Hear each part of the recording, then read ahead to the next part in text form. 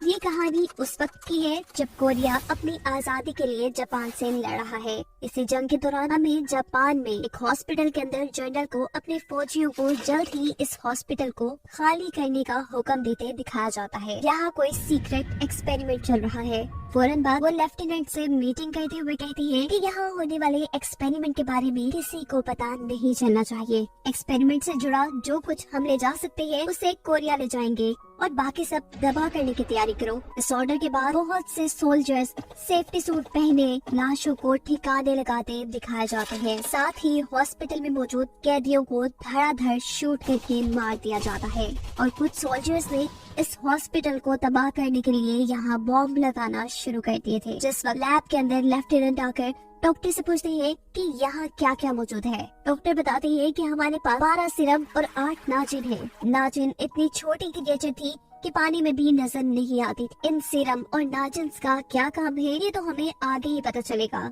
लेकिन यही एक और अजीब चीज हम ये नोटिस करते हैं कि लैब के पीछे एक दरवाजे को कोई जोर जोर से पीट रहा था। इतनी ताकत से कोई इंसान ये काम नहीं कर सकता था। लेफ्टिनेंट उस दरवाजे को गौर से देखकर वहाँ से निकल जाते हैं। सभी के इस हॉस्पिटल से निकल जाने के बाद इसे तबाह कर दिया गया था। जिस तबाही में हमें जलता हुआ एक मॉन्स्टर भी दिखाया जाता है। सीन कट होकर हमें कुछ साल बाद कोरिया का सीन दिखाया जाता है, जहाँ इस कहानी की मेन कैरेक्टर जियोक और उसके डैड शहर में आए हैं। सीन कट होता है, यहाँ एक कमिश्नर किसी आदमी को टॉर्चर कर रहे हैं। ये टेसांग है, इस शहर का अमीर तरीन आदमी। उसकी एक शॉप है जहाँ लोग अपना कीमती सामान बेचते हैं। इसी सामान में से टेसांग ने एक कीमती टी शर्ट कमिश्नर की वाइफ लेडी माइदा को गिफ्ट किया था, जिसकी वजह से कमिश्नर इन दोनों पर ही शक कर रहे थे कि कहीं ये दोनों दोस्त तो नहीं। कमिश्नर की वाइफ लेडी माइदा जापानी रॉयल फैमिली से ताल्लुक रखती थी। कमिश्नर उनसे तो कुछ पूछ नहीं सकते थे, इसीलिए टेसांग को टॉर्चर कर रहे थे। टेसांग कमिश्नर को कहता है कि आपको ऐसा क्यों लगता है कि लेडी माइदा मुझे पसंद करती है। जरा सोचे ना, अगर उनको पता चला कि आप उन पर शक कर रहे हैं तो उनको कितना बुरा लगेगा। और ये बात तो मैं भी जानता हूँ कि असल वजह ये नहीं है जिसके लिए आप मुझे टॉर्चर कर रहे हैं। बताएं मुझे आपको क्या चाहिए। तब कमिश्नर टेसांग को अपनी गर्लफ्रेंड की पिक्चर दिखा कर कहते हैं कि ये पिछले 2 हफ्तों से गायब है। कहाँ है, किसके साथ है, पता करो। तुम्हारे पास सिर्फ मौसम बदलने तक का वक्त है। अगर ऐसा ना किया तो तुम्हारी सारी दौलत तुमसे ऐसी छीनूंगा कि तुम्हें पता भी नहीं चलेगा। इस एक जिसने अपना सब कुछ खुद हासिल किया था, जिसे लगता था कि उसका कोई कुछ नहीं बिगाड़ सकता, आज वो इन सभी चीजों से काफी डर चुका था। घर आने पर वो अपनी असिस्टेंट मिसेस दमोल से अपनी प्रॉपर्टी को बेचने के बारे में बात करते हैं, क्योंकि अब उसका ख्याल था कि उसका खेल खत्म हो रहा है। वो अपने लोगों को बता देता है कि कमिश्नर ने उसे अपनी गर्लफ्रेंड को ढूंढने का काम दिया है, जिसका कोई अता पता नहीं है कि कहाँ गई होगी। ये सुनकर उसका मैनेजर घबरा कर उसे यहाँ से सब बेच बाच कर भाग जाने का मशवरा देता है, पर कमिश्नर के लोग उस पर नजर रखे हुए थे। वो ऐसा नहीं कर सकता था। वो अपने मैनेजर को खबरी लोगों से उस लड़की का पता चलवाने का कहता है। यहाँ चियो और उसके डैड शहर में एक जापानी पेंटर को ढूंढने आए थे, जिनके बारे में उन्हें पता चलता है कि इस नाम का जापानी इस शहर में कोई पेंटर नहीं है, अलबत्ता आर्मी के लोगों के लिए काम जरूर करता है। सीन कट होकर हमें हॉस्पिटल का सीन दिखाया जाता है, जहां ऑफिसर 2 औरतों को एक जेल से निकालकर अलग-अलग जेल में बंद कर देते हैं। उनके सामने खाना रखा था। शायद ये औरतें काफी वक्त से भूखी थी, जो बिना कुछ सोचे समझे इस खाने को खाने लगी थी। उनके सामने पानी भी था, जिससे वो पी लेती हैं, ये जाने बगैर कि उस पानी में कुछ मिला हुआ है। वही छोटी क्रिएचर नाजिन और वो सिरम जिसे ये लोग जापान के हॉस्पिटल से लेकर आए थे। यहाँ टेसांग पर कमिश्नर का जो पुलिस ऑफिसर नजर रखे हुए था, टेसांग उसे ही अपना ड्राइवर बनाते हुए एक होटल के पास लेकर आता है और उसे कहता है कि तुम मेरे ड्राइवर ही बन जाओ, ऐसे तुम्हें मुझ पर जासूसी भी नहीं करनी पड़ेगी, तुम्हारा काम भी आसान होगा यार। होटल के पास उतरने पर वो उसे कुछ पैसे देता है खाना खाने के लिए और खुद होटल के दूसरे दरवाजे से पीछे की तरफ निकल आता है। वो जानता था कि कोई और इसका पीछा कर रहा है और ये चियोक थी, जिसके ऊपर वो गन तान देता है। वो उससे पूछता है कि तुम किसके लिए काम कर रही हो, यहाँ क्या करने आई हो, क्या तुम मुझे मारना चाहती हो। इन दोनों के दरमियान में ही लड़ाई शुरू हो जाती है। टेसांग चियोक को जब धक्का देता है तो एक झटके से उसकी कैप उतरकर उसके बाल खुल जाते हैं। वो इतनी खूबसूरत थी कि टेसांग उसे देखता रह गया था। उससे जो चियोक के ऊपर गन तानी हुई थी वो उसे भी नीचे कर लेता है। चियोक उसे बताती है कि मैं यहाँ एक जापानी पेंटर को ढूंढने आई हूँ। टेसांग को क्योंकि चियोक पसंद आई थी इसीलिए वो उसकी मॉम और पेंटर को भी ढूंढने में उसकी मदद करने का डिसाइड करता है। वो एक होटल के अंदर वापस चला गया था जहाँ उसे उसका दोस्त जून टेक मिलता है। टेसांग उससे कमिश्नर की गुमी हुई गर्लफ्रेंड के बारे में पूछता है तो जून टेक जवाब देता है कि तुम्हें ऐसा क्यों लग रहा है कि उस औरत का मेरे साथ कोई ताल्लुक होगा या उसके गायब होने में मेरा कोई हाथ है। हाँ, पर मैं ये बात बड़े अच्छे से जानता हूँ कि कमिश्नर अब हाथ धो के तुम्हारे पीछे पड़ चुका है। वो अपनी गर्लफ्रेंड को ढूंढने का काम खुद भी कर सकता था, लेकिन उसने तुम्हें अंदर इसलिए इन्वॉल्व किया क्योंकि वो तुम्हारी दौलत के पीछे है और अपना पैसा उसे देने से बेहतर है कि कोरिया की आजादी पर तुम इस पैसे को इन्वेस्ट कर दो। ये सुन इन दोनों के दरमियान में लड़ाई हो जाती है और टेसांग होटल से बाहर निकल आता है। दोबारा हॉस्पिटल के सीन में हम लेफ्टिनेंट को देखते हैं जिसे बताया जा रहा है कि सब्जेक्ट 1 पर असर दिखना शुरू हो गया है। ये वही औरत है जिसे पानी के अंदर नाजिन मिलाकर दिया गया था और अब वो पागलों की तरह तड़प रही थी। घर पे असिस्टेंट नवोल ने 2 जासूस बुलाए हुए थे जिनके बारे में मशहूर था कि ये किसी मरे हुए का भी पता चला सकते हैं। टेसांग जब उनसे मिलता है तो ये चियोक और उसके डैडी थे। टेसांग इंटरव्यू के तौर पर इनसे काफी उटपटांग के सवाल पूछता है जिस पर चियोक कहती है कि अगर भरोसा नहीं है तो ये काम किसी और को दे दो। वो यहाँ से उठ के जाने लगी थी तब उसके डैड उसे रोक लेते हैं और टेसांग को बताती है कि हमने 10 साल में 200 केसेस सॉल्व किए हैं, तुम्हें हम पर भरोसा रखना चाहिए। लेकिन चियोक अब टेसांग के साथ काम नहीं करना चाहती थी, जिस पर टेसांग उसे कहता है कि तुम्हें जापानी पेंटर को ढूंढना है और जापानी लोगों को ढूंढने के लिए मेरे से बेहतर तुम्हें कोई इंसान नहीं मिलेगा। मेरी पहुंच काफी ऊपर तक है, तुम अभी मुझे सही तरह जानती नहीं हो। टेसांग कहती है अच्छा, अगर ऐसी ही बात है तो तुमने अभी तक कमिश्नर की गर्लफ्रेंड को क्यों नहीं ढूंढा। इस सीन में हमें साचिमोटो नामी उसी पेंटर को दिखाया जा रहा है जिसे चियोक ढूंढना चाह रही है। उसे इस हॉस्पिटल में जेल के अंदर की चीजों को ड्राइंग करने का ऑर्डर मिला है। वो जैसे ही टॉर्च ऑन करके जेल के अंदर मारता है तो अचानक कोई अजीब सी क्रिएचर उसके ऊपर हमला कर देती है और सीन यही से कट होकर हमें उस वक्त का सीन दिखाया जाता है जब पहली मर्तबा साचिमोटो जॉब के सिलसिले में इस हॉस्पिटल में आया था। उसे यहाँ हॉस्पिटल का रिकॉर्ड रखने और ड्राइंग्स बनाने का काम मिला था, लेकिन जिन चीजों की ड्राइंग्स बनानी थी वो देखना उसके लिए बहुत ही ज्यादा मुश्किल होता जा रहा था। डॉक्टर्स बहुत ही दर्दी से अपने एक्सपेरिमेंट्स के लिए इंसानों को मारते थे। सीन्स दोबारा प्रेजेंट में शिफ्ट होते हैं जहाँ पर वो क्रिएचर अपने बड़े से हाथ से उसे मारना चाह रही थी, लेकिन वो हाथ से दूर हो जाता है। यहाँ चियोक भी टेसांग का केस सॉल्व करने की कोशिश में लगी हुई थी। वो कमिश्नर की गर्लफ्रेंड का पता चलाने के लिए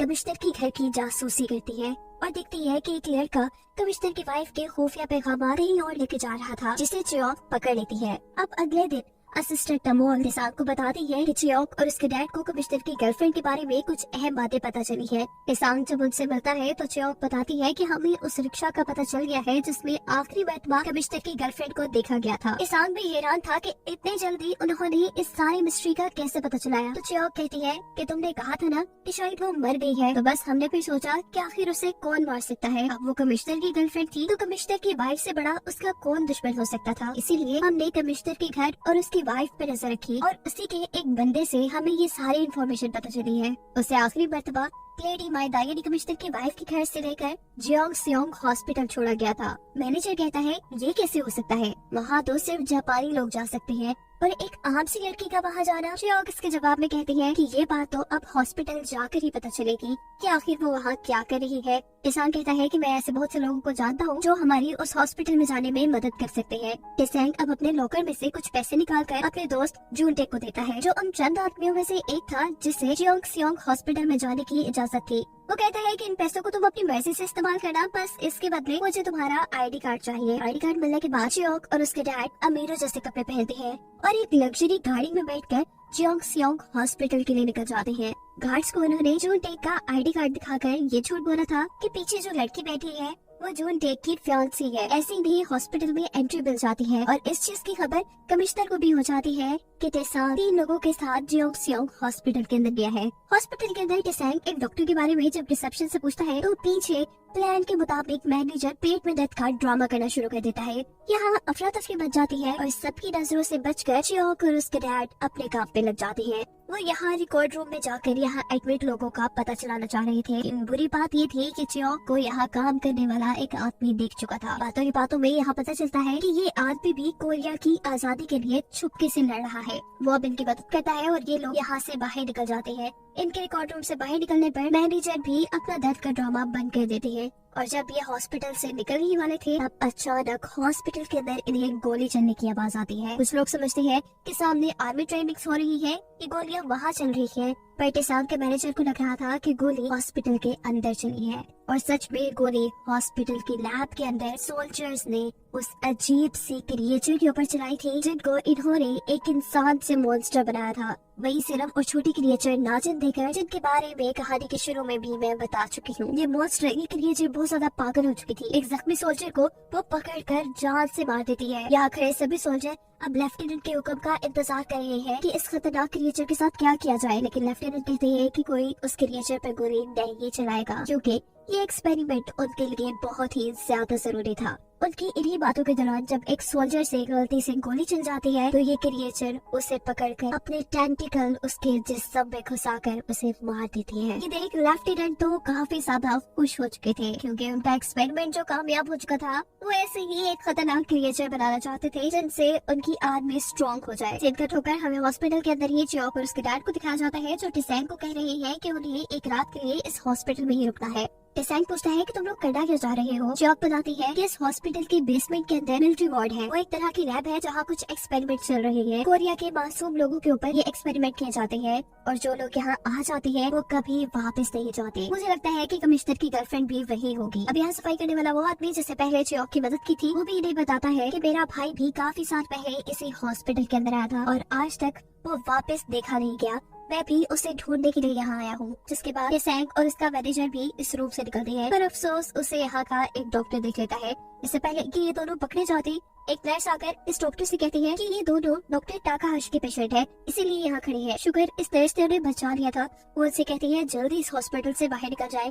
आज जितने भी विजिटर आए थे उनको इमरजेंसी में हॉस्पिटल से निकाला जा रहा है। ये नर्स भी क्योंकि कोरियन थी इसीलिए उनकी मदद कर रही थी। नीचे लैब के अंदर वो क्रिएचर तो जैसे पागल ही हो गई थी और अब लेफ्टिनेंट सोल्जर से कहते हैं कि लेवल 4 की तैयारी करो और यहाँ नाइट्रोजन लेकर आओ। सोल्जर लैब के अंदर क्रिएचर के जेल में नाइट्रोजन गैस फैला देते हैं जिससे वो बेहोश हो जाती है और उसके बाद एक कंटेनर में कैद करके उसे यहाँ से बाहर निकाल लेते हैं। ऊपर चियोक देखती है कि हॉस्पिटल में जगह जगह नो एंट्री के साइन लग चुके हैं और हॉस्पिटल बंद हो चुका है। ये क्रिएचर जिसे अब नाइट्रोजन से बेहोश करके एक कंटेनर में रखा गया था उसकी बॉडी के अंदर से अजीब स्पोर्स निकल रहे थे जो जैसे ही किसी की बॉडी के ऊपर टच होते हैं तो उसकी बॉडी शदीद इन्फेक्टेड हो जाती है, जख्मी हो जाती है। इस जेल में मौजूद सभी कैदी चंद ही मिनट में इन्फेक्शन का शिकार होकर दर्द से चिल्लाते हैं। थोड़ी देर में ये सभी लोग मर भी जाते हैं। चियोक और उसके डैड हॉस्पिटल की छत से सभी चीजों के ऊपर नजर रखे हुए थे। वो देखते हैं कि मरे हुए इंसानों को जल्दी जल्दी वहाँ से बाहर लाया जा रहा है और सोल्जर्स भी ये बेस छोड़ने की तैयारी कर रहे हैं। सुबह होने पर ये खबर पूरे शहर में फैल जाती है कि जेओंगसेओंग हॉस्पिटल को बंद किया जा रहा है क्योंकि वहाँ पर कोई बीमारी फैल गई है जिसकी वजह से बहुत से इंसान मारे भी जा चुके हैं। ये खबर टेसांग तक भी पहुंचती है जिससे चियोक की पहले से ही बहुत फिक्र हो रही थी। वो अब फौरन हॉस्पिटल जाकर उसे बचाना चाहता था लेकिन तभी यहाँ पर वो नर्स आती है जिसने पहले भी टेसांग की हॉस्पिटल में मदद की थी। वो टेसांग को चियोक का मैसेज देती है कि कमिश्नर की गर्लफ्रेंड मर चुकी है। इस नर्स की हालत बहुत खराब थी। हॉस्पिटल को खाली कर दिया गया है और जो लोग हॉस्पिटल के अंदर हैं कोई नहीं जानता कि उनका क्या हाल है। वो जिंदा है भी या मर गए कुछ पता नहीं। ये नर्स भी कोरिया की आजादी के लिए लड़ रही थी और इसके सीनियर भी जो इस हॉस्पिटल के अंदर होने वाले कामों का जब पता चलाने के लिए अंदर गए तो वो भी वापस नहीं आए। वो टेसांग से कहती है कि हॉस्पिटल में कुछ तो ऐसा चल रहा है जिसके बारे में पता चलाना जरूरी है। सीन कट होकर अब हमें लेफ्टिनेंट को दिखाया जाता है जो एक जख्मी सोल्जर से पूछ रहे हैं कि वो मॉन्स्टर वो क्रिएचर कैसे दिखती है।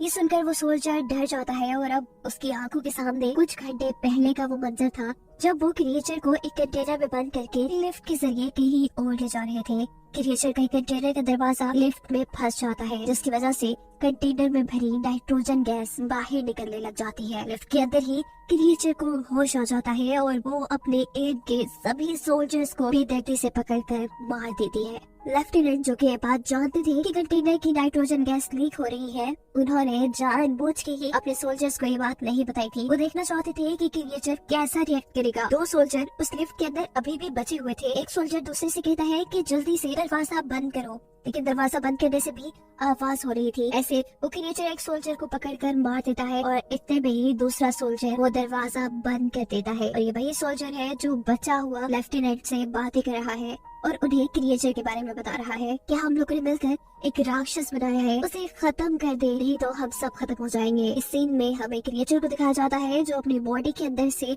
गोलियां बाहर निकाल रही है। अब टेसेंग लेडी बाइदा से यानी कि मिस्टर की वाइफ से मिला था जो जापानी रॉयल फैमिली से ताल्लुक रखती थी। जोंगसेओंग हॉस्पिटल में उनकी अच्छी खासी चलती थी। वो उनसे कहता है कि वहाँ मेरे कुछ दोस्त फंस गए हैं, मुझे आपकी मदद की जरूरत है। जिस पर लेडी बाइदा उसे कहती है अगर तो तुम म्योंग जा यानी कि मिस्टर की गर्लफ्रेंड को ढूंढ रहे हो तो उसे भूल जाओ, वो अब तुम्हें कभी नहीं मिलेगी। ये सुनने के बाद टेसेंग वहाँ से उठाता है और फैसला करता है खुद हॉस्पिटल में जाने का। मैनेजर उसे कहते हैं कि आपका सबसे गलत फैसला है, हो सकता है वो जासूस लड़की यानी चियोंग आपसे झूठ कह रही हो कि कमिश्नर की गर्लफ्रेंड मिल गई है ताकि आप उसे बचाने के लिए वहाँ आए। जिस पर टेसेंग कहता है कि मैं अभी अभी लेडी बाइदा से मिला हूँ और उन्होंने भी मुझे यही बताया है कि कमिश्नर की गर्लफ्रेंड उसी हॉस्पिटल के अंदर है। यहाँ हॉस्पिटल के रिकॉर्ड रूम के अंदर चियोंग, उसके डैड और वो सफाई करने वाला आदमी जब किसी चीज की प्लानिंग कर रहे होते हैं तो अचानक उनके पीछे एक सोल्जर आ जाता है। ये लोग भी उसके ऊपर गन दाग देते हैं पर पता चलता है कि ये सोल्जर जापानी जरूर है लेकिन काम कोरिया की भलाई के लिए कर रहा है और वो उनकी मदद करने को भी कहता है। यहाँ टेसेंग की शॉप में एक औरत अपनी सिलाई मशीन लेकर आई है। वो इसके बदले पैसे नहीं लेना चाहती बल्कि वो असिस्टेंट नमोल से कहती है कि इस मशीन के बदले टेसेंग उसकी बेटी को ढूंढ दे जो जंग लड़ने के लिए गया था पर अभी तक उसकी कोई खबर नहीं है। हमें पता चलता है कि जो लड़का अभी हमने हॉस्पिटल में देखा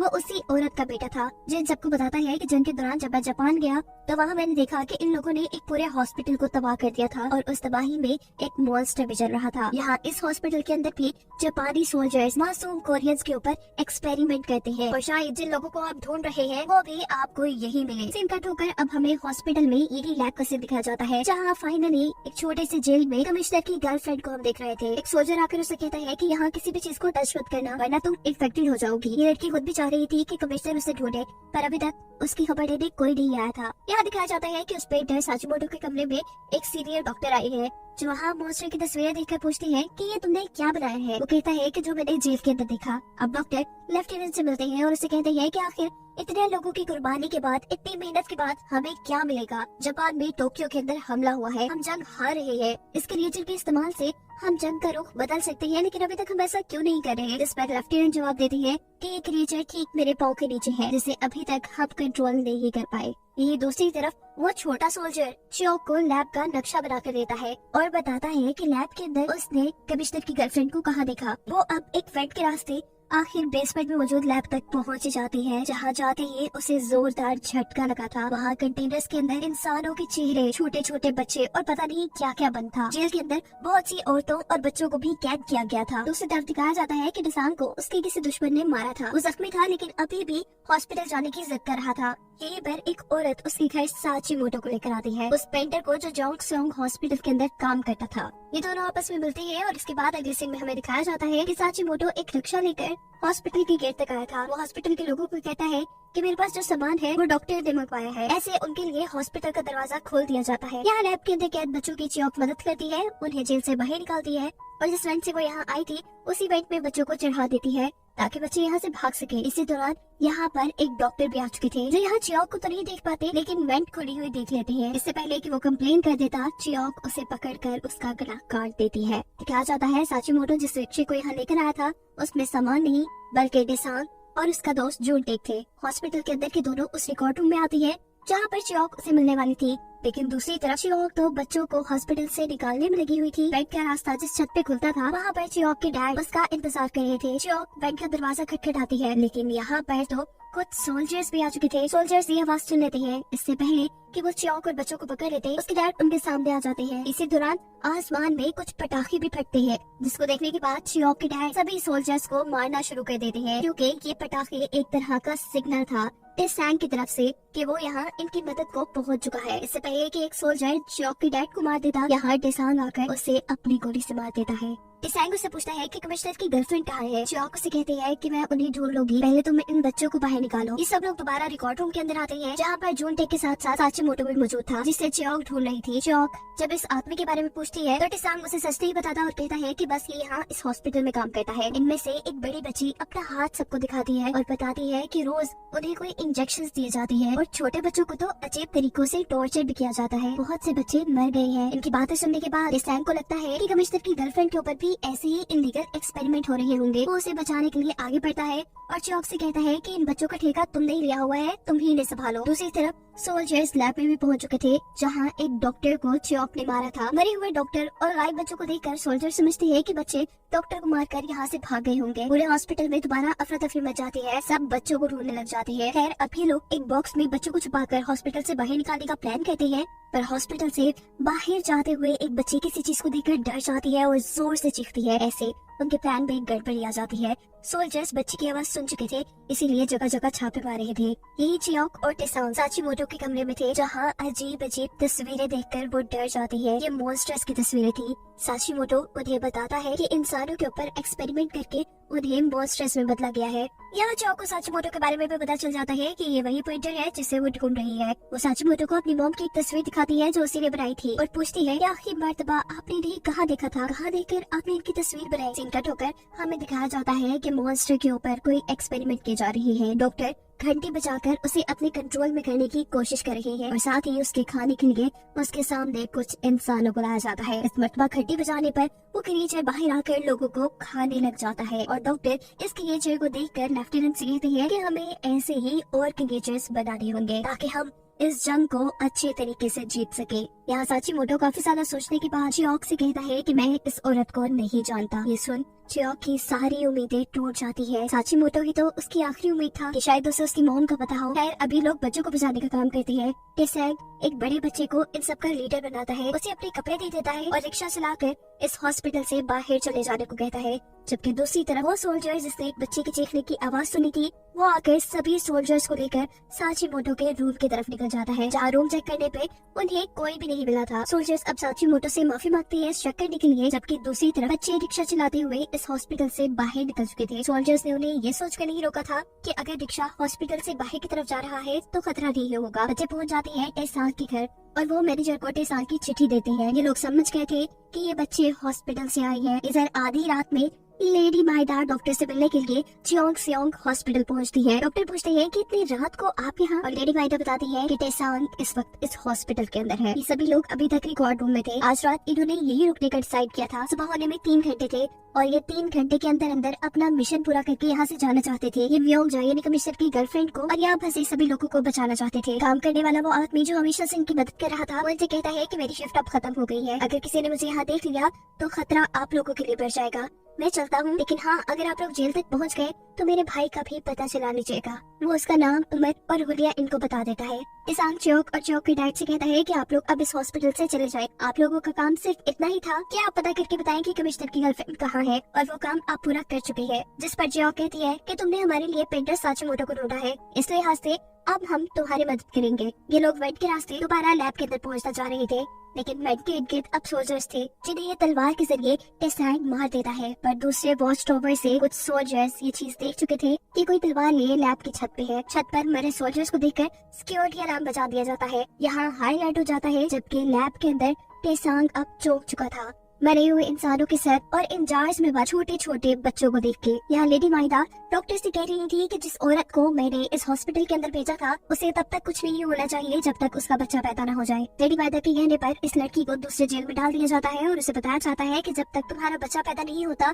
तुम्हें कोई नुकसान नहीं पहुँचाया जाएगा। दूसरी तरफ अब हम उस क्रिएचर को देख रहे थे जिसे अपने जेल को खोलने का एक लीवर मिल गया था। ये नई क्रिएचर अब खुल चुका था और उसने एक सोल्जर को पकड़कर मार भी दिया था। ये आवाज सभी लोग सुन लेती है। ऐसे हालात देखकर डॉक्टर सबसे कहते हैं कि कोई तो ऐसा बंदा यहाँ पर है जो यहाँ की खबरें बाहर दे रहा है। लैब के अंदर कोई नहीं आना चाहिए, यहाँ की सिक्योरिटी टाइट कर दो। ये लोग अब साचीमोटो का बताया हुआ रास्ता अपनाते हुए लैब से आगे उन जेल्स की तरफ बढ़ते हैं जहाँ पर म्योंगजा यानी कमिश्नर की गर्लफ्रेंड को कैद किया गया था। लेकिन ही उन्हें एक सोल्जर दिख लेता है। उसने टेसांग के ऊपर गन तान ली थी और वो टेसांग से उसकी गन भी मांगता है। इससे पहले कि वो टेसांग को कोई नुकसान पहुंचाता, चियोक उसकी ही गन पकड़कर उसे मारना शुरू कर देती है। बाहर मॉन्स्टर अभी तक खुला हुआ था और सोल्जर्स को मार रहा था।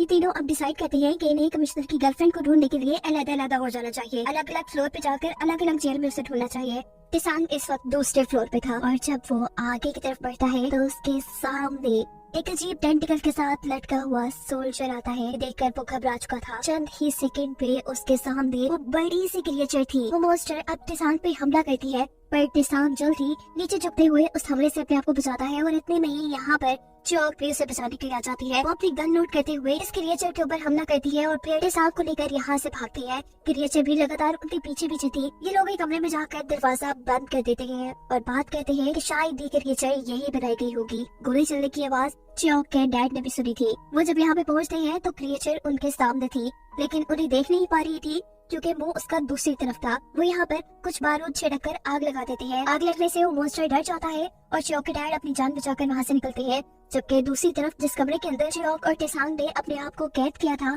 वहाँ पर सोल्जर्स उन्हें पकड़ने आ चुके थे। टेसांग के कहने चौक भी अपने आप को सरेंडर कर देती है। जबकि दूसरी तरफ जेल में जूनटे यानी टेसांग का दोस्त अपने साथियों को ढूंढ चुका था। वो उनसे डायनामाइट के बारे में पूछने आया था, जिसकी वजह से वो जापान के लोगों को बर्बाद कर सकती थी। पर यहाँ उसका साथी उसे कहता है कि पहले मुझे यहाँ से बाहर निकालो, फिर मैं तुम्हें डायनामाइट के बारे में बताऊंगा। अभी वो बातें ही कर रहे होते हैं कि जूनटे को पकड़ लिया जाता है और डॉक्टर के पास लाया जाता है, जहाँ पहले डॉक्टर अपने सोल्जर्स पर गुस्सा हो रही है कि उनका बनाया मॉन्स्टर ऐसे खुला घूम रहा है। डॉक्टर जूनटे को देखकर पूछते हैं कि तुम्हारे साथ टेसांग भी यहाँ आया था, बताओ वो कहाँ है। जूनटे जब उसे कुछ नहीं बताता तो उसे भी जेल में कैद कर दिया जाता है। यहाँ टेसांग और चौक को भी जेल में कैद कर दिया गया था, जबकि उसके डैड वेंट के अंदर छुपे हुए थे और उसे अभी भी मॉन्स्टर की आवाज सुनाई दे रही थी। लेफ्टिनेंट इस पूरे हॉस्पिटल में घूमते हैं और मॉन्स्टर के हाथों मरे हुए सोल्जर्स की हालत देखते हैं और अपनी डायरी में लिखते हैं कि ये मॉन्स्टर उनकी सोच से ज्यादा तेज निकली। उसने खुद ही लिफ्ट को चलाना भी सीख लिया और अब वो पिछले 1 घंटे से कहीं छुपी बैठी थी। चौक और टेसांग दोनों से ही अलग-अलग इन्वेस्टिगेशन की जा रही थी और यहाँ एक सोल्जर टेसांग को कहता है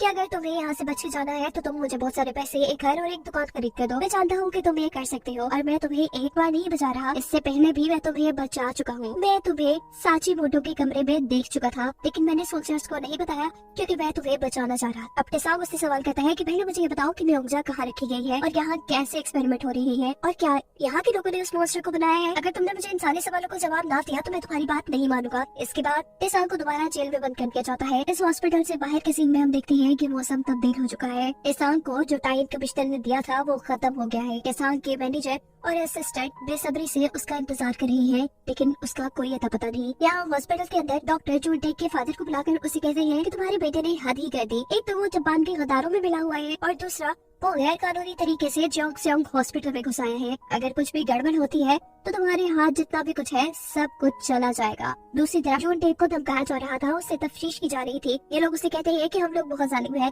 किसी को मारते हुए नहीं सोचते। ये तुम्हारे सामने एक पेपर रखा है, जितनी जल्दी हो सके तुम इसके ऊपर उन लोगों के नाम लिख दो जो तुम्हारे साथ इस हॉस्पिटल में आए हैं, नहीं तो सामने टेबल पर तुम्हारा कटा हुआ जिस्म होगा। वो जब सामने मरे हुए लोगों को देखता है तो वहाँ उसे एक ऐसा चेहरा भी नजर आता है जिसके कान के नीचे काला निशान था, जिसके बारे में सफाई करने वाले आदमी ने उसे बताया था। यानी कि उस सफाई करने वाले आदमी के भाई के ऊपर एक्सपेरिमेंट हुआ और वो मर गया। वो खुद ऐसी मौत नहीं चाहता था, इसीलिए मजबूरन वो सबके नाम लिख देता है जो जो उसके साथ इस हॉस्पिटल में आए थे। यहाँ जेल में मौजूद पहले से कैदी टेसांग को इस जेल में देखकर हैरान थे कि इतना अमीर आदमी भी इस जेल में क्या कर रहा है। और टेसांग सबको बताता है कि वो एक औरत को यहाँ बचाने आया था और खुद फंस गया। फिर हमें पता चलता है कि टेसांग ने पहले एक सोल्जर से डील कर ली थी, जिसके मुताबिक वो टेसांग की खबर उसके असिस्टेंट को भी दे देता है और फिर आकर टेसांग को भी खोल देता है। दूसरी तरफ लेफ्टिनेंट अब चौक को अपने ऑफिस में लेकर आए थे और उससे पूछते हैं कि तुम यहाँ क्या करने आई हो। चौक बताती है कि मैं यहाँ अपनी मोह को ढूंढने आई हूँ जो 10 साल से गायब है। मैं जानती हूँ कि जापानी आर्मी इस हॉस्पिटल में बहुत ही ऊट-पटांग के एक्सपेरिमेंट कर रही है और जो मॉन्स्टर मैंने देखा है वो भी आप लोगों ने बनाया है। उसे गौर से देखती है और उसे कहती है कि क्या मैं तुमसे पहले मिला हुआ हूँ? तुम्हारी आंखें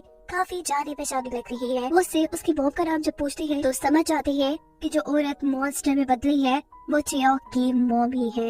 ये सच्चाई बताए बगैर वो उससे पूछते हैं कि जब तुमने मॉन्स्टर को देखा तो तुम्हें क्या फील हुआ? जो कहती है मुझे तो बस डर ही लगा। यहाँ लेफ्टिनेंट उसे पीने के लिए पानी देती है जिसके अंदर कुछ मिलाया गया था और ये बात वो नहीं जानती थी। बाहर टेसांग भी ये सब कुछ देख रहा था जो जेल से छूट चुका था। लेफ्टिनेंट अब चौक को उसी जेल में बंद करने को कहती है जहाँ पर उसकी मोम कैद थी और सबको उसको हाथ लगाने से मना कर देते हैं। अब वो सोल्जर जो हमेशा से चौक की मदद कर रहा था उसी ने चौक को जेल में बंद किया था और बंद करने से पहले वो चौक को एक ब्लेड दे गया था। चौक यहाँ दीवार पे अपनी मोम की राइटिंग में पढ़ती है आई मिस यू चौक, जो देख वो जोर जोर से रोने लग गई थी। वो समझ चुकी थी कि उसकी मॉम यहीं पर थी और शायद अब मर चुकी है। पीछे से टेसांग सभी सोल्जर को मारते हुए चौक के जेल में आकर उसे खोल देता है। वो टेसांग को बताती है कि मेरी मॉम यहीं इसी जेल में कैद थी, पता नहीं मर गई, ये भी हो सकता है कि वो यही हो। चौक हर हाल में अपनी माँ को ढूंढना चाहती है। टेसांग उसे समझाता है कि हर जगह सोल्जर्स खड़े हैं और अगर वो मॉन्स्टर तुम्हारे सामने आ गया तो तुम क्या करोगी। यहाँ चौक एक बंदूक लेके लेफ्टिनेंट के कमरे में पहुंच गई थी। वो बंदूक तान कर लेफ्टिनेंट से पूछती है कि बताओ मेरी मॉम कहाँ है। सीन कट होकर हमें दिखाया जा रहा था कि जेल में से बहुत से कैदी आजाद हो चुके थे जो यहाँ से भागने की कोशिश में थे, लेकिन सोल्जर उन्हें देख लेते हैं और उनमें से कुछ को तो गोली भी मार देती है। इससे पहले कि वो बाकी लोगों को भी नुकसान पहुंचाते, यहाँ पर टेसांग बंदूक उठाया जाता है और सभी लोगों से एक रूम में छुपने को कहता है। सोल्जर जब उस पर हमला करने वाले थे तो वह यहाँ सभी सोल्जर को गोली मार देता है, पर एक सोल्जर अभी भी बचा हुआ था। इससे पहले कि वो टेसांग को मारता, यहाँ पीछे मॉन्स्टर आकर उसे ही मार देता है। क्रीचर से पहले कि यहाँ के लोगों को भी मार देती, वहाँ पर एक नाइट्रोजन गैस का सिलेंडर गिरता है आकर, जिसे टेसांग गोली मारकर फाड़ देता है। नाइट्रोजन गैस हर तरफ फैल जाती है और वो क्रिएचर बेहोश हो जाती है। दूसरी तरफ लेफ्टिनेंट के ऑफिस में लेफ्टिनेंट चौक को एक कहानी सुना रहे थे। वो कहते हैं कि हर इंसान के अंदर एक मॉन्स्टर होता है और ये छोटी क्रिएचर नाजिल जो पानी के अंदर नजर भी नहीं आती, वो इंसान के अंदर जाकर बस इंसान के अंदर के मॉन्स्टर को जगा देती है, उसकी बॉडी को म्यूटेट कर देती है और ऐसे इंसान एक भयानक मॉन्स्टर में बदल जाता है। और जो मॉन्स्टर तुमने देखा जिसे तुम डर रही थी, वो कोई और नहीं बल्कि तुम्हारी मॉम ही है। यहाँ जूनटे के फादर कमिश्नर से मिलते हैं और उनसे हॉस्पिटल में होने वाली गलत एक्टिविटीज का पता चलाने को कहते हैं, पर कमिश्नर कहते हैं कि वो हॉस्पिटल मेरे इलाके के अंदर नहीं आता। जिस पर जूनटे के फादर उसे कहते हैं कि टेसांग मेरे बेटे जूनटे को लेकर उस हॉस्पिटल में गया है तुम्हारी गर्लफ्रेंड को ढूंढने के लिए। मैं बस इतना ही चाहता हूँ कि मेरे बेटे को कुछ ना हो। यहाँ जेल से निकले हुए लोगों पर अब टेसांग गुस्सा हो रहा था और उनसे कहता है कि जब मैं तुम्हें बोल के आया था कि मैं तुम लोग को बचाने जरूर आऊंगा, तो तुम लोग बाहर क्यों निकले। ये आदमी कहता है कि तुम तो हमारे मुल्क के लिए कुछ काम भी नहीं करते, मैं तुम्हारी बात पर कैसे यकीन कर देता। यहाँ टेसांग को उसकी बात पे गुस्सा आ जाता है और कहता है कि जितने भी लोग यहाँ पे मरे हैं ना सोल्जर्स के हाथों, उन सब की जिम्मेदारी तुम पर है। इसी दौरान उसे चौक के डैड भी बजाते हैं, जिन्हें देखकर वो बहुत खुश होता है और गले लगाता है। चौक के डैड उसे कहते हैं कि मैं चौक को ढूंढ रहा हूँ। टेसांग भी कहता है आप फिक्र न करें, इन सब लोगों को लेकर दूसरे वार्ड में जाए, मैं उसे ढूंढ कर ले आऊंगा। जबकि चौक तो यहाँ लेफ्टिनेंट से लड़ रही थी। वो उसे कहती है कि ऐसा कैसे हो सकता है। लेफ्टिनेंट गुस्से में उसे कहते हैं कि लो ये पानी पियो और जब तुम भी एक मॉन्स्टर बन जाओगे तब यकीन कर लेना। ये सुनते ही वो लेफ्टिनेंट को एक टांग मारती है, उसे नीचे गिराकर उसी की बंदूक निकालकर उसी के ऊपर तान कर उसे कहती है कि बताओ अब उस मॉन्स्टर को ठीक कैसे किया जाए। लेकिन ये तो उसे भी मालूम नहीं था। चौक अब एक सोल्जर का यूनिफॉर्म पहनकर लेफ्टिनेंट को बंदूक की नोक पर रखकर ये कहती है कि मुझे उस मॉन्स्टर के पास लेकर जाओ, मुझे किसी भी हाल में उसे रोकना है। जबकि दूसरी तरफ डॉक्टर को ये खबर मिलती है कि जर्नल को ये मालूम हो गया है कि उनका बनाया क्रिएचर खुला घूम रहा है, इस वजह से उन सबकी नौकरियां खतरे में थी। यहाँ कुछ सोल्जर लेफ्टिनेंट के सामने आते हैं और इनसे कहते हैं कि हमें आपके ऑर्डर का इंतजार है कि अगर वो मॉन्स्टर नाइट्रोजन से बेहोश न हुआ तो हमें उसे मारना है। लेफ्टिनेंट उन्हें कहते हैं कि उस क्रिएचर को मारने का बस एक तरीका है कि उसे जला दिया जाए। हॉस्पिटल के बाहर खुफिया खबर फैल चुकी थी कि कमिश्नर की गर्लफ्रेंड को ढूंढने का काम शुरू हो चुका है और ये खबर लेडी माइता तक भी पहुंच जाती है। दूसरी तरफ कमिश्नर खुद इस हॉस्पिटल तक पहुंचती है और यहाँ के इंचार्ज डॉक्टर से आकर कहते हैं कि हमें खबर मिली है कि यहाँ से बहुत सी औरतें गायब हो रही हैं और इसके पीछे हॉस्पिटल का हाथ है, हमें इस हॉस्पिटल की तलाशी लेनी होगी। डॉक्टर कहते हैं कि यहाँ कुछ बीमारी आई हुई है जिसकी वजह से ये हॉस्पिटल बंद है। कमिश्नर कहते हैं कोई बात नहीं, हम सेफ्टी सूट पहन कर अंदर चले जाएंगे और अगर आप इस हॉस्पिटल में रहते हुए अभी तक जिंदा हैं तो हमें भी कुछ नहीं होगा। कमिश्नर यहाँ पर एक सिक्योरिटी वैन लेकर आए थे जिसका ड्राइवर और कोई नहीं बल्कि टेसांग का मैनेजर था। ये लोग एक प्लान के तहत यहाँ पर फंसे लोगों को बचाने के लिए आए थे। अब चौक को जंजीरों से बांधकर मॉन्स्टर के सामने लाया जाता है और ऊपर लेफ्टिनेंट के साथ सभी सोल्जर्स इस इंतजार में थे कि वो देखे कि ये मॉन्स्टर अपने बेटे के साथ क्या करेगी। इधर वो छोटा सा सोल्जर भी था जो हमेशा से चौक की मदद कर रहा था। वो इसी रूम के करीब टेसांग को देखता है और समझ आता है कि वो चौक को ढूंढने के लिए आया है। उसे सिग्नल देने के लिए वो लेफ्टिनेंट से पूछता है कि वो मॉन्स्टर इस लड़की के साथ क्या करेगी, जिस पर सभी सोल्जर उसे खामोश रहने को कहते हैं। ये मॉन्स्टर जो गुस्से में थी वो चौक के ऊपर हमला करने वाली थी, लेकिन तभी चौक उसे कहती है रुक जाए मॉम। उसकी आवाज सुनते ही उसे फ्लैशबैक में कुछ यादें आई थी अपनी और अपनी बेटी की। यानी मॉन्स्टर अपनी बेटी को पहचान चुकी थी, वो उसे कुछ नहीं कहती और मॉन्स्टर का ऐसा रिएक्शन देखकर लेफ्टिनेंट मॉन्स्टर को मारने का ऑर्डर दे देती है। चारों तरफ से गोलियां चल रही थी जो चौक को भी लग सकती थी, लेकिन मॉन्स्टर ये सारी गोलियां अपने ऊपर खाते हुए अपनी बेटी को बचाती है। जिसके बाद इस एरिया के अंदर नाइट्रोजन गैस पिला दी जाती है। ये मॉन्स्टर चौक की चैलेंज तोड़कर उसे आजाद करके यहाँ से दूर फेंकती है, जबकि चौक अब अपनी मॉम को यानी उस मॉन्स्टर को दर्द में देखकर बहुत ज्यादा दुखी हो रही थी। टेसांग जिसे चियोक के होने का पता चला था वो उसे यहाँ से लेकर चला जाता है। वो रोते हुए टेसांग को बताती है कि वो मॉन्स्टर उसकी मॉम है, जो सुन टेसांग भी बहुत ज्यादा शॉक रह जाता है।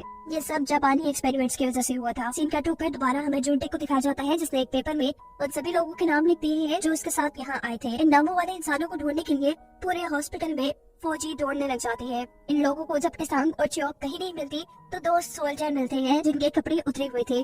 यहाँ जिस वार्ड के अंदर सभी कैदी अपने आप को छुपाए बैठे थे, वहाँ अचानक कुछ सोल्जर्स आ जाते हैं जिनको चियोक को डेड मारने वाले थे, पर पता चलता है कि ये तो चियोक और टेसांग है। इतनी देर में यहाँ वो सोल्जर भी आ जाता है जिसने टेसांग से डील की थी कि वो कमिश्नर की गर्लफ्रेंड को ढूंढ लाएगा, और वो ढूंढ भी लाया था। उसके बाद सीन यहीं से कट होता है। हम देखते हैं कि चियोक इस हॉस्पिटल में सभी मरे हुए सोल्जर्स को देख रही है। वो अपनी मॉम को आवाज देती है और उससे पूछती है कि क्या कर दिया आपने ये। इससे पहले कि वो मॉन्स्टर उनके सामने आती, यही जख्मी टेसांग उसके सामने आता है, जिसकी कमर में से अजीब टेंटिकल्स बाहर निकल रहे थे और उसका चेहरा भी अजीब हो गया था। मॉन्स्टर बनते ही उसने चियोक के ऊपर हमला किया था और ऐसे कहते ही चियोक की आंख खुल जाती है और हमें पता चलता है वो सिर्फ चियोक का सपना है, जबकि दूसरी तरफ टेसांग मरे हुए लोगों के ढांचों पे पड़ा था। ये सब क्या हो रहा है, ये समझने के लिए हम दोबारा उसी कहानी की तरफ चलते हैं जिसमें टेसांग और चियोक सोल्जर्स के कपड़े पहने सभी कैदियों को बचाने के लिए आ चुके हैं। 6 बजे उन्होंने यहाँ से निकलना था। सिक्योरिटी टाइट कर दी गई थी। यहाँ हॉस्पिटल में कपड़े की मदद से रस्सी बनाकर एक एक करके कैदियों को नीचे भेजा जाता है, जहाँ कमिश्नर की सिक्योरिटी वैन में टेसांग के मैनेजर इन सभी कैदियों का वेट कर रहा था। सभी नीचे उतर चुके थे। जब टेसांग चियोक से कहता है कि अब नीचे उतरने की बारी तुम्हारी है, चियोक कहती है नहीं तुम उतरो, मैं अपना ख्याल खुद रख सकती हूँ। इसी दौरान यहाँ पर सोल्जर पहुंच जाता है जो सबको यहाँ से भागते देख चुका था और सभी को एक गोली की आवाज सुनाई देती है, क्योंकि वो छोटा सोल्जर जो इन लोगों की मदद कर रहा था उसने दूसरे सोल्जर को गोली मार दी थी, जिसकी आवाज सुनकर सभी लोग इस फ्लोर पर आने लगे थे। ये लोग इस फ्लोर के अंदर कैदियों के पास जाने वाले कॉरिडोर में काफी चीजों से एक बाड़ बना देती है और खुद उन पर नजर रखना शुरू कर देते हैं। सोल्जर्स और इन लोगों के दरमियान में छोटी सी जंग शुरू हो जाती है। दोनों टीम्स एक दूसरे पर फायरिंग शुरू कर देती है, जबकि यहाँ पर कमिश्नर इस हॉस्पिटल के इंचार्ज डॉक्टर से पूछती है कि आखिर इस हॉस्पिटल में चल क्या रहा है। जिस बात पर डॉक्टर कहते हैं कि अगर आपको सच में जानना है कि यहाँ क्या चल रहा है तो आपको गवर्नर जनरल की परमिशन लेनी होगी, या फिर आप ये सब बातें जाकर लेडी वायदा से पूछे। हाँ, बस वो ये एक बात बता देते हैं कि जिस भी कोरियन को यहाँ लाया जाता है वो जिंदा यहाँ से बाहर नहीं जाता। ऊपर चियोक, टेसांग और छोटा सोल्जर जो जंग कर रहे थे। इस दौरान टेसांग को गोली लगने से वो जख्मी हो जाता है, जबकि वो छोटा सोल्जर गोली लगने से मर जाता है। मरने से पहले उसने चियोक को अपना बेच दे दिया। चियोक उसे कहती है नहीं मरना, तुम हिम्मत कर, तुम्हारी बात तुम्हारा इंतजार कर रही है। पर अब बहुत देर हो चुकी थी। इन्हीं बातों के दौरान एक आदमी ने आकर बताता है कि सब लोग नीचे वैन में बैठ चुके हैं और आप दोनों रह गए हैं। ये सुनकर चियोक नीचे चली जाती है और टेसांग सबसे कहता है कि किसी कुतुब पर रहकर सोल्जर्स का ध्यान भटकाना है। इससे पहले कि सोल्जर यहाँ टेसांग को पकड़कर मार देते, उन्हें यहाँ के इंचार्ज डॉक्टर का हुक्म मिलता है कि इन लोगों को मारना नहीं है। टेसांग का मैनेजर यहाँ उदास था क्योंकि उसने बहुत से लोगों को तो बचाया था, लेकिन उसके मालिक यहाँ पे नहीं आए थे। लेकिन असिस्टेंट नमोल ने उसे ये हुक्म देकर भेजा था कि तुमने वक्त पे वहाँ से निकलना है, चाहे मालिक वहीं रह जाए। वो तो बाहर निकला, जबकि दूसरी तरफ दिखाया जाता है कि टेसांग सभी सोल्जर से अकेला लड़ रहा है और अपने आप को बचाने के लिए अब वो वेंट पे चढ़ गया है। उसे पकड़ने के लिए सोल्जर चारों तरफ से वेंट के अंदर चढ़ जाते हैं और वो अपने आप को बचाने के लिए वेंट से एक कमरे में जंप करता है जहाँ नीचे मरे इंसानों के ढांचे पड़े थे। ट्रक जो अब शहर में आ चुका था, सबसे पहले उसके अंदर से जून टी को बाहर निकाल कर फेंका जाता है, जिसका उसके डैड इंतजार कर रहे थे। थोड़ी आगे जाने पर ट्रक में से म्यूंग जा यानी कमिश्नर की गर्लफ्रेंड निकलती है। कमिश्नर उसे देखकर बहुत ज्यादा खुश हो जाते हैं और उसे गले लगाते हैं, जिसके बाद टेसांग का मैनेजर वो ट्रक लेकर आगे बढ़ जाता है और कमिश्नर उसके पीछे अपना एक ट्रक भेजते हैं, क्योंकि वो नहीं चाहते थे कि जून टेक और उसकी गर्लफ्रेंड के अलावा बाकी सभी भी जिंदा रहे। टेसांग का मैनेजर पहले ही इस बात को जानता था, इसलिए वो ट्रक को तेजी से भगाता है शहर के दरमियान में। उस ट्रक को देखकर वो बाहर वाली लेडी वो एक आदमी को इशारा करती है। इशारा करते ही बहुत से रिक्शे कमिश्नर के ट्रक के आगे निकल जाते हैं। कमिश्नर का ट्रक फंस जाता है, जबकि मैनेजर उस ट्रक को आगे ले गया था। कुछ देर बाद कमिश्नर के लोग जब मैनेजर के ट्रक को पकड़ते हैं तो उसमें से कोई नहीं मिलता और मैनेजर बताता है कि इस ट्रक में तो जून टेक और इस लड़की के अलावा कोई बैठा ही नहीं था। जबकि दिखाया जाता है कि ट्रक में जितने भी लोग थे वो उस लेडी के बारे में उतर चुके थे। यहाँ उनसे असिस्टेंट नमोल मिलती है और सबको कहती है कि जल्द से जल्द ये शहर छोड़कर चले जाओ। ये बाहर वाली औरत इन लोगों के जापानी कैद से छूटने की खुशी में जश्न मना रही थी। यहाँ लेडी माइदा को खबर मिलती है कि आज कमिश्नर देर से घर आएंगे। जबकि दूसरी तरफ हमें हॉस्पिटल का एक सीन दिखाया जाता है। वहाँ लेफ्टिनेंट काफी परेशान है क्योंकि उन्होंने एक गिलास पानी में सिरप और नाजिन मिलाकर रखा था जो यहाँ पे खाली था। सोल्जर उन्हें बताते हैं कि यहाँ सिर्फ 4 ही लोग आए हैं, चियोक, टेसांग, कमिश्नर की गर्लफ्रेंड और एक सोल्जर। इसका मतलब था कि इन चारों में से किसी ने वो पानी पी लिया था। और अब कौन मॉन्स्टर में बदलने वाला था कोई नहीं जानता था। यहाँ लेडी माइदा जोंगसोंग हॉस्पिटल के डॉक्टर इंचार्ज को अपने पास बुलाती है और उनके ऊपर गुस्सा होते हुए कहती है कि आपको जो चाहिए था मैंने दिया, इतना बड़ा हॉस्पिटल, एक्सपेरिमेंट करने के लिए पैसा, लेकिन आपसे एक काम नहीं हो सका। डॉक्टर उससे माफी मांगते हैं लेकिन लेडी माइदा कहती है कि आपको रिजाइन नहीं देना चाहिए। डॉक्टर यहाँ जल्दी से उन्हें अपनी एक रिपोर्ट दिखाती है जिसमें मॉन्स्टर की तस्वीरें थी। ये देख लेडी माइदा फिलहाल के लिए खामोश हो जाती है, जबकि दूसरी तरफ हॉस्पिटल के अंदर नाइट्रोजन गैस के जरिए उस मॉन्स्टर को बेहोश करने की कोशिश की जा रही थी और लेफ्टिनेंट इस सोच में डूबे हुए थे कि आखिर कौन अब मॉन्स्टर में बदलेगा और क्या तबाही फैलाएगा और इसे कंट्रोल कैसे किया जाएगा। ये लोग हॉस्पिटल से भी भाग चुके हैं और सबको उनकी हकीकत का पता भी चल जाएगा। ये दिखाया जाता है कि टेसान को भी होश आ गया है और वो यहाँ से जाने की कोशिश कर रहा है। वो पूरी तरह खून से लथपथ है और जहाँ जहाँ वो अपने खून से भरा हुआ हाथ लगा रहा है वो जगह काली होती जा रही है और ये बिल्कुल भी नॉर्मल बात नहीं है। वो औरत जो टेसान की शॉप में सिलाई मशीन लेकर आई थी अपने बेटे का पता चलाने के लिए, उसे उसकी सिलाई मशीन के साथ एक बैच वापस कर दिया जाता है, जिसे देखकर वो समझ जाती है कि उसका बेटा मर चुका है। और यही सीन कट होकर हमें दिखाया जाता है कमिश्नर की गर्लफ्रेंड को, जिसके चेहरे में कुछ अजीब चीज चल रही है। ये नाजिन ही है। मेरी लेफ्टिनेंट के ऑफिस से जिसने सिरम और नाजिन वाला पानी पिया था वो म्योंगजा ही थी। इसकी कुछ ही देर बाद हम देखते हैं कि खून में लथपथ म्योंगजा सड़क पे चलते हुए आदमी को बेदर्दी से मार चुकी है। उसे अपनी कुछ पुरानी यादें आ रही है जिसमें लेडी माइदा ने उससे कहा था कि वो कमिश्नर के बच्चे की मां बनने वाली है, इसीलिए उसे जोंगसोंग हॉस्पिटल में रखा जाएगा ताकि उसकी खूब देखभाल हो। लेकिन यहाँ पर तो उसके साथ बहुत जुल्म किया गया था। यहाँ लेडी माइदा अब मॉन्स्टर को देखने के लिए हॉस्पिटल के अंदर जाती है, लेकिन लेफ्टिनेंट डॉक्टर से कहते हैं कि ऐसी किसी औरत का यहाँ आना मना है। डॉक्टर लेफ्टिनेंट से कहते हैं कि ये लेडी माइदा है और इन्हीं की बदौलत ये हॉस्पिटल पर ये एक्सपेरिमेंट चल रहा है। मॉन्स्टर के करीब जाकर लेडी माइदा जब उसे उसके नाम से पुकारती है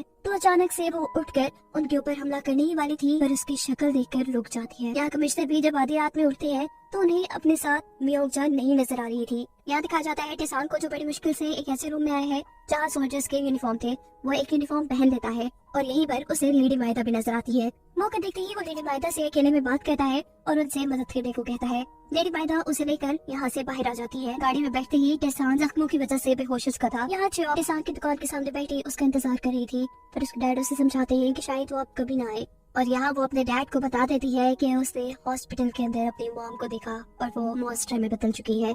यहाँ टेसान को जब होश आता है तो उसके सामने लेडी माइदा थी, जो उसे कह रही थी कि हॉस्पिटल में तुमने जो किया तुम्हें वो नहीं करना चाहिए था, तुम्हें दूसरों के लिए अपनी जान को खतरे में नहीं डालना चाहिए था। टेसान के असिस्टेंट नवोन को बार बार फोन आ रहे थे और बताया जा रहा था कि पूरे शहर में टेसान के बनने की झूठी खबर फैलाई गई है। वो बहुत ज्यादा रो रही थी कि तभी यहाँ पर टेसान आ जाता है, जिसे देखकर वो बहुत खुश होती है। टेसान का फौरन पुलिस स्टेशन जाता है। यहाँ उन सभी लोगों को रखा गया था जो कोरियंस के छुट्टे पर जश्न मनाते पाए गए थे। टेसान कहता है कि मैं कमिश्नर से मिलना चाहता हूँ। जहाँ कमिश्नर उससे उन कोरियन लोगों के बारे में पूछ रहे थे जिसे उसने कैद से छुड़ाया था, वो उसे उनके बारे में कुछ नहीं बताता। कमिश्नर टेसान को बताते हैं कि दिन ब दिन उसकी गर्लफ्रेंड की हालत खराब होती जा रही है, यहाँ तक कि उसने तो अपनी नौकरानी को भी मार दिया है, इतने बुरे तरीके से कि उसकी आंख में एक सुराख है। इसका मतलब है कि उसने दिमाग निकाल कर खाया था। मुझे बताओ कि वहाँ क्या चल रहा है और ये म्योंगजा को हुआ क्या है। इतना बड़ा सीक्रेट टेसान को उसे मुफ्त में तो बताने वाला नहीं था। वो अपने शहर के सभी लोगों को आजाद करवा के यहाँ से निकल जाता है और कमिश्नर दोबारा उसी पुलिस ऑफिसर को टेसान पर नजर रखने को कहते हैं जिसने पहले भी ये काम किया था। टेसान जब चौक से मिलने के लिए आया था, चौक को वो अपना दुश्मन लगता है। इससे पहले कि चौक उसे मार देती, जब वो उसकी शक्ल दिखती है तो शौक रह जाती है।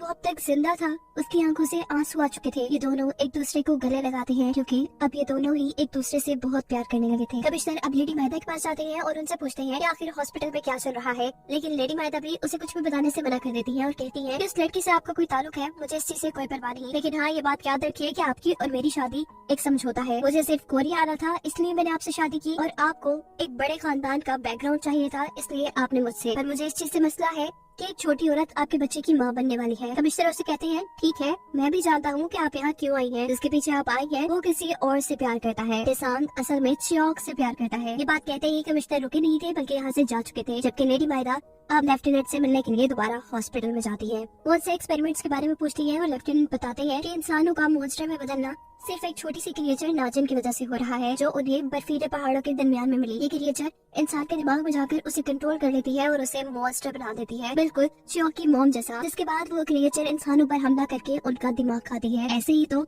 अब म्योंगजा भी शहर के अंदर कर रही थी। उसने उस पुलिस वाले के ऊपर हमला कर दिया था जिसको कमिश्नर ने टेसांग पर नजर रखने को कहा था। अपने आप को बचाने के लिए वो पुलिस वाला जब इसके ऊपर गोली चलाता है तो ये गोली पास खड़े टेसांग और जियोक भी सुन लेते हैं और फौरन यहाँ पर आते हैं। यहाँ की सिचुएशन देखकर टेसांग हवा में एक बारूद का गोला चलाता है जिससे कमिश्नर और सारे पुलिस वाले अलर्ट हो जाते हैं। सभी को म्योंगजा के यहाँ होने के बारे में पता चल गया था। म्योंगजा को पकड़ने के लिए पुलिस अब उसके पीछे पीछे थी और वो आगे आगे भाग रही थी, ये बोलते हुए कि मुझे मत मारो, मैं जीना चाहती हूँ। वो जंगल में आ जाती है और तभी उसके सामने कमिश्नर की गाड़ी आकर रुकती है। कमिश्नर उससे पूछते हैं कि तुमने इतने सारे लोगों को क्यों मार दिया, क्या चल रहा है तुम्हारे अंदर, और अब तुम क्या समझती हो कि इतने लोगों को मारने के बाद मैं तुम्हारे इस बच्चे को कबूल करूंगा? बिल्कुल नहीं। म्योंगजा को गुस्सा आ जाता है और वो कमिश्नर के ऊपर हमला करके उन्हें मार देती है। कमिश्नर अभी तक पूरी तरह मरे नहीं थे, उन्हें हॉस्पिटल ले जाया गया था। जबकि दूसरी तरफ लेफ्टिनेंट लेडी बाइदा को बताते हैं ये मॉन्स्टर्स बहुत ज्यादा सहीन भी होते हैं और साथ ही ये भी देखा गया है कि इनके अंदर जज्बात भी होते हैं, क्योंकि ये मॉन्स्टर अपनी बेटी जियोक को नहीं मार पाई थी। जियोक का नाम सुनते ही लेडी बाइदा समझ जाती है कि ये वही लड़की है जिसे टेसांग पसंद करता है। वो आप लेफ्टिनेंट से कहती है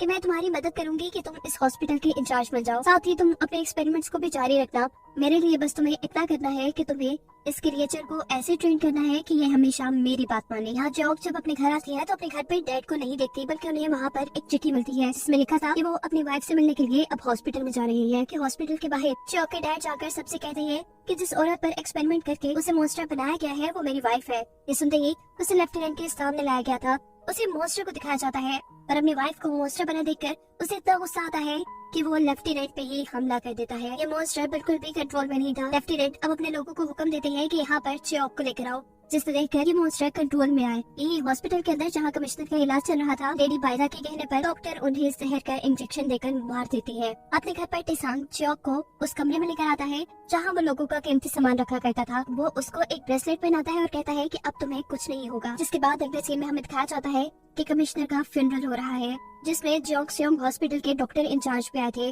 जहाँ जाकर जोंग डॉक्टर को गोली मारकर अपनी माँ को मॉन्स्टर बनाने का बदला उससे ले लेती है। जबकि जेल के अंदर वो मॉन्स्टर इतना कंट्रोल से बाहर निकल चुका था कि उसने सभी जेल भी तोड़ दिए थे। यहाँ टेसांग अपने दोस्त जून टेक से मिल रहा था, जो कोरिया की आजादी के लिए काम करता था। उनके पास एक बम था जिससे वो जापानी लोगों को मारना चाहते थे। टेसांग उनसे वो बम मांगता है और कहता है कि मैं उस बम के जरिए जोंगसेओंग हॉस्पिटल को उड़ाना चाहता हूँ। इससे पहले कि वो आगे कुछ बात करते, बाहर वाली औरत उनको आकर बताती है कि जियोक ने डॉक्टर का मर्डर कर दिया है। लेकिन यहाँ आकर उन्हें जियोक नहीं मिलती। वो पुलिस ऑफिसर मिल जाता है जिसने काफी अर्सा टेसांग की जासूसी का काम भी किया था और जिसके ऊपर म्योंगजा ने हमला भी किया हुआ था। वो कहता है कि डॉक्टर के मर्डर के बाद जब जियोक को पकड़ा जाने लगा तो वो अचानक कहीं गायब हो गई। जियोक को पकड़ने के लिए टेसांग के घर पर भी छापा मार दिया जाता है, जो देखकर टेसांग का नौकर बहुत ज्यादा घबरा जाता है और एक जापानी आदमी को कॉल करता है और उसे कहता है कि आपने मुझसे वादा किया था कि आप मुझे यहाँ से निकाल देंगे। लेकिन जापानी आदमी बड़े आराम से फोन बंद कर देता है। ये सब कुछ टेसांग के मैनेजर ने सुन लिया था और वो समझ गया था कि उनका ये साथी उन्हें धोखा दे रहा है।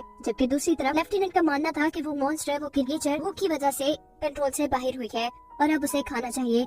लेकिन उनके पास कोई कहती नहीं जिसे वो खाने के तौर पर उसको देते। ना चाहते हुए भी ये लोग जियोक के डैड को जेल से बाहर निकालते हैं, जो बाहर निकलते ही गन के जरिए इन सभी लोगों को मारना शुरू कर देती है। जिसके बाद सीन कट होता है और हमें दिखाया जाता है कि लेडी बाइदा टेसांग से मिलने के लिए आई है। यहाँ पर उसके असिस्टेंट नोवोल भी थी। वो टेसांग से पूछती है कि क्या इसके ऊपर एतबार करना ठीक होगा। टेसांग कहता है हाँ, ये मेरी फैमिली है। वो टेसांग से कहती है कि तुम जिससे ढूंढ रहे हो वो तुम्हें अब नहीं मिलेगी, वो मर चुकी है। टेसांग उससे पूछता है कि आप जियोक की बात कर रही है, उसे क्या हुआ है। लेडी बाइदा दोबारा उसे कहती है कि तुम उसे ना ही ढूंढो तो बेहतर है, वो मर चुकी है। टेसांग उससे कहता है आप जो भी कह ले, मेरा दिल नहीं मानता और मैं उसे ढूंढ के ही रहूंगा। ये सारी बातें सुनकर लेडी बाइदा काफी दुखी हुई थी। वो वहाँ से उठकर चली जाती है और टेसांग से कहती है कि एक मैं ही हूँ जो तुम्हारी भलाई चाहती है। जिनको तुम अपनी फैमिली मानते हो उनमें से एक भी तुम्हारे साथ नहीं। थोड़ा सा टॉर्चर करने पर तुम्हारा मैनेजर तुम्हारी सच्चाई बताने को तैयार हो गया था। तुम्हारी असिस्टेंट नमोल, इन्होंने ही जापानियों को तुम्हारी माँ के बारे में बताया था और वो तुम्हारा नौकर, वो तो जापान जाना चाहता है। इन सभी की सच्चाई खुल जाने के बाद ये तीनों ही टेसांग से शर्मिंदा थे। पर टेसांग कहता है कि ये बातें मुझे पहले से ही पता है और इन्होंने ये इसलिए किया क्योंकि ये तीनों ही जिंदा रहना चाहते थे, जैसे मैं भी जिंदा रहना चाहता हूँ अपनी माँ के कहने पे।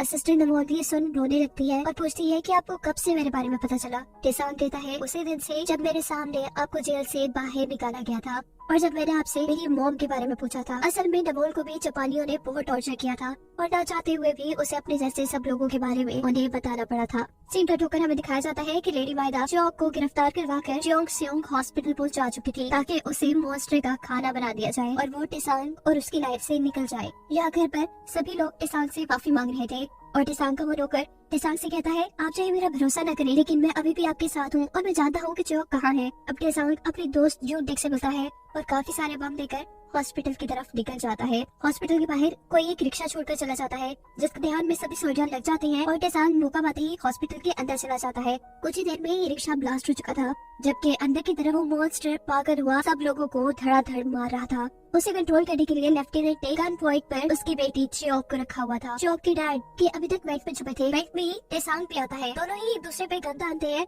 लेकिन एक दूसरे की शक्ल देखकर अपनी अपनी गन्स पीछे कर लेते हैं। टेसांग यहाँ पर चियोक के डैड को 2 टिकट्स देता है और कहता है कि अपनी बेटी को बचाकर यहाँ से निकल जाए, लेकिन चियोक के डैड कहती है कि नहीं, मेरी लाइफ तो बर्बाद हो गई, मेरा तो पार्टनर भी खत्म हो गया, तुम दोनों की लाइफ अभी शुरू हुई है, तुम लोग अभी जवान हो, बस मेरी बेटी का ख्याल रखना। ये लोग फाइनली अपनी मिशन के लिए निकलते हैं। लेफ्टिनेंट जो चियोक को छोड़कर अपने लैब में से कुछ लेने के लिए आए थे, उनके पीछे यहाँ तक वो मॉन्स्टर पहुँच जाती है, जबकि दूसरी तरफ टेसांग ने चियोक को बचा लिया था। वो धड़ाधड़ सोल्जर्स पर गोलियां चलाते चियोक को यहाँ से बचाकर निकालने की कोशिश में था, और तभी यहाँ चियोक की बॉम्ब को यानी उस मॉन्स्टर को उसके डैड देख लेते हैं। वो उस मॉन्स्टर के सामने पहले अपना लॉकेट लटकाते हैं, जिसे देखकर मॉन्स्टर को सब याद आ गया था। वो मॉन्स्टर जो पहले कंट्रोल में नहीं थी वो कंट्रोल में आती है, और अब चियोक के डैड उसके सामने आते हैं और उससे कहते हैं कि अब हमें यहाँ से चलना चाहिए। उसके ऐसा कहते ही चारों तरफ बम फटने लगे थे। ये बम उसने और टेसांग ने ही यहाँ पर लगाए हुए थे। बम फटने की वजह से यहाँ पर भगदड़ मच चुकी थी, जिसका फायदा उठाते हुए टेसांग चियोक को लेकर यहाँ से भाग जाता है। खैर, इस पूरी तबाही के अंदर हमें तो मॉन्स्टर कहीं जल्दा नहीं दिखाई दिया। हॉस्पिटल से बाहर आने पर चियोक टेसांग से कहती है कि मैं अब तुम्हारे साथ नहीं रहना चाहती, क्योंकि मैंने डॉक्टर का कत्ल किया है और पुलिस मेरे पीछे पड़ी है, वो कभी भी मुझे पकड़ लेगी और ऐसे तुम भी खतरे में रहोगे। जिस पर टेसांग कहता है कि तुम मुझ पर भरोसा रखो, मैं तुम्हें बचा लूंगा। इस सीन में हम हॉस्पिटल की एक टूटी हुई दीवार देखते हैं, जिसका मतलब है कि मॉन्स्टर यहाँ से निकल के भाग चुका है और शहर में खुला घूम रहा है। चियोक और टेसांग जहाँ पे थे वहाँ पर उसका नौकर एक पैसों और जेवर से भरा हुआ बैग लेकर आता है, जिसे लेकर ये लोग इस शहर से दूर जाने का प्लान कर रहे थे। लेकिन तभी यहाँ पर मुंह पे नकाब बांधे काफी सारे लोग उन्हें घेर लेते हैं। ये लेडी माइदा के लोग थे। अब लेडी माइदा गाड़ी से निकलती है और टेसांग से कहती है कि तुम्हें चियोक को बचाना था तो तुम बचा लेते, लेकिन पूरा हॉस्पिटल बर्बाद करने की क्या जरूरत थी। जिस पर टेसांग कहता है, जो आप वहाँ एक्सपेरिमेंट कर रही थी क्या वो ठीक थी? लेडी माइदा इस बात का जवाब नहीं देती और उससे कहती है कि मैं तुम्हें पसंद करने लगी थी, लेकिन तुम्हें चियोक ले गई, और इससे पहले भी मेरा एक दोस्त था जिसे मैं पसंद करती थी और उसे सेशन यानी चियोक की मोम ने ले लिया। ये कहते ही वो वहाँ से चली जाती है और उसके गुंडे उनके ऊपर हमला करने लगते हैं।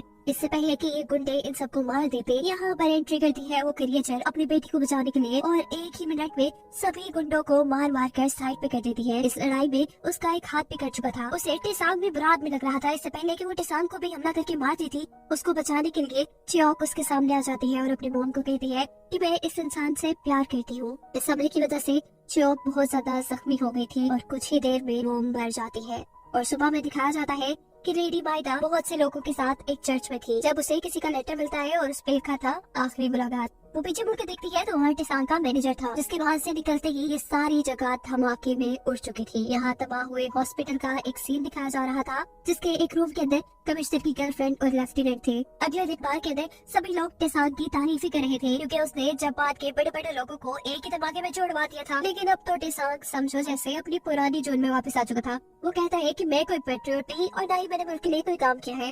वो ये कहते ही अपनी दुकान के सामने चला जाता है। वो वहाँ उदास बैठा जैसे किसी की राह देख रहा था। सीन कट होकर हमें पानी के अंदर चियोक और उस मॉन्स्टर को दिखाया जा रहा था। चियोक मरी हुई थी। वो मॉन्स्टर अपने अंदर से नाजिन को निकाल कर चियोक के अंदर डाल देती है, जिससे मरी हुई चियोक जिंदा हो जाती है और वो मॉन्स्टर मर जाती है। ये कहानी यहाँ खत्म होती है।